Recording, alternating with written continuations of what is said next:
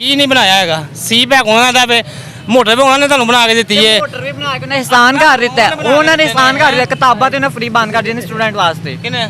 ਐਨੇ ਇਹ ਜਿਹੜੀ ਹੁਣ ਨਵੀਂ ਹਕੂਮਤ ਆਈ ਹੈ ਤਾਂ ਕੋਈ ਗੱਲ ਨਹੀਂ ਫਿਰ ਕੀ ਹੋ ਗਿਆ ਭਲਿਓ ਨਹੀਂ ਲਵੋ ਕਮਾਉਂਦੇ ਨਹੀਂ ਤੁਸੀਂ ਨਹੀਂ ਜਿਹੜਾ ਕਰਦਾ ਉਹ ਕਿੱਥੇ ਗਿਆ ਨਹੀਂ ਕਮਾਉਂਦੇ ਨਹੀਂ ਹੈਗੇ ਤੁਸੀਂ ਕੌਮੀ ਖਜ਼ਾਨੇ ਦੇ ਵਿੱਚ ਪੈਸਾ ਉਹ ਕਿੱਥੇ ਗਿਆ ਫਿਰ ਕਿਹੜਾ ਹਜ਼ਾਨਾ ਤੁਹਾਨੂੰ ਪਤਾ ਕਿੰਨਾ ਹਜ਼ਾਨਾ ਅਗਰ ਤੁਹਾਨੂੰ ਪਤਾ ਹੈ ਤੁਹਾਨੂੰ ਐਗਜ਼ੈਕਟ ਪਤਾ ਹੈ ਪਤਾ ਹੀ ਨਹੀਂ ਹੈਗਾ तो फिर तुम क्यों इंटरव्यू करवाते पे हो जी रात गुजरे मुझे तो लगता है ये चंद रोज़ में पाकिस्तान हमेशा के लिए ख़त्म हो जाएगा जितनी इन लुटेरों ने महंगाई कर दी हुई है। कौन से लेटे ये जो मेडिसिन लेने की हैं जो अभी तक आए नहीं पाकिस्तान वापस इससे बेहतर तो खान ही था जिसने महंगाई तो की थी लेकिन कम से कम वो कर्जा तो उतार रहा था नवाम का। पहले मैं भी खान के खिलाफ था लेकिन जब मुझे उसके कारनामों का पता चला कि उसने ये किया तो फिर मुझे कौन से कारनामे मतलब उसने इतना कर्जा उतारा था जब उसने हुकूमत छोड़ी थी उतारा है उसने आपको गलतफहमी हो रही है। तो जब वो उसने छोड़ी थी हुकूमत तो आई थिंक 16 अरब डॉलर था। तो जब ये लुटेरे बैठे हैं तो खजाना खाली हो गया था ज़ेरे खजाना उसमें एक भी डॉलर नहीं था। अभी ਡਾਲਰ ਹੁੰਦੇ ਨੇ खजाने में कुछ था ही नहीं ना तो उन्होंने लुटेरों ने अपने अकाउंट में डाल लिया तो फिर उसमें क्या ਕਿੰਜ ਅਕਾਊਂਟ ਵਿੱਚ ਪਾ ਲਿਆ ਉਹਨਾਂ ਨੇ ਉਹ ਤੇ ਬੈਠੇ ਹਨ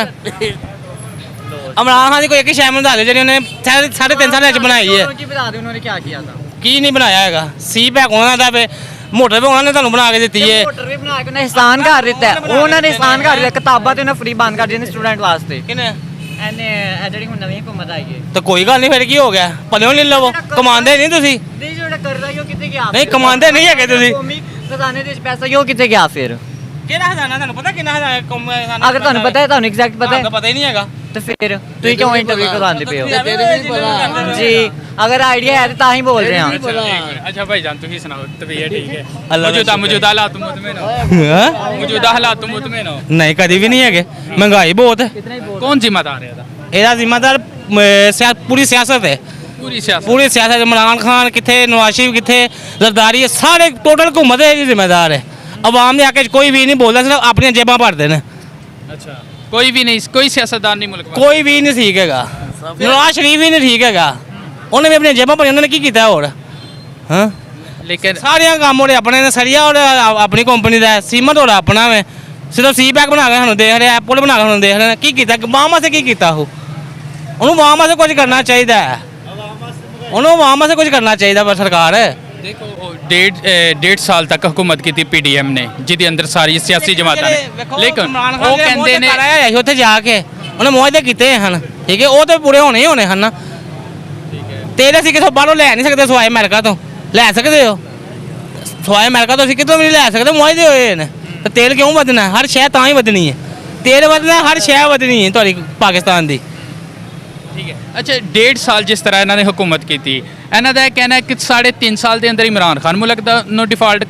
कर जाना ही जी अगर असी ना आते बेड़ा गर्क इमरान खान ने किया हुण पीटीआई वाले कहते हैं उन्होंने किया एक आम आदमी की समझदा है यार गरीब आदमी की समझदा है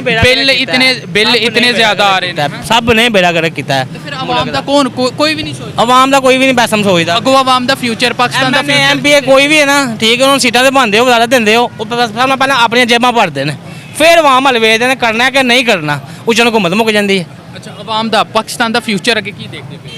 पाकिस्तान ने रहना ही कोई नहीं मैंने इन्ना पता लगता पाया